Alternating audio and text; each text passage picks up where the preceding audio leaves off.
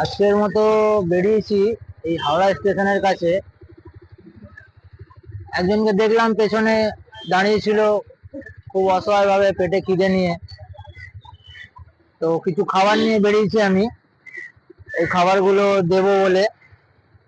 তো এই জন্যই এগিয়ে চলেছি। রোজই আমি বেরোই কিছু গরিব মানুষের মুখে খাবার জোটাতে পারি বলে।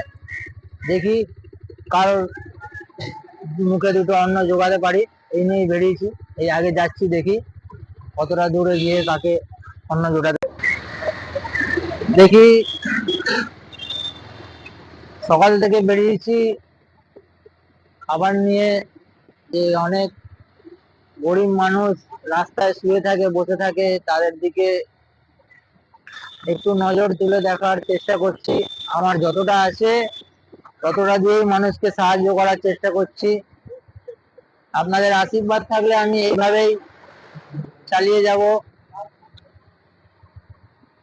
এই একজন পাশে সামনে বসে আছে একটা দাদু, খুবই অসহায় ভাবে।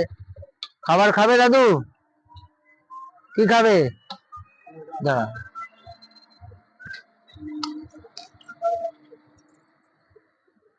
তুমি এখানেই থাকো, এখানেই থাকো।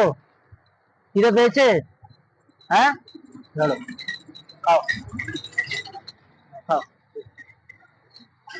খেয়ে নাও। হ্যাঁ, ঠিক আছে,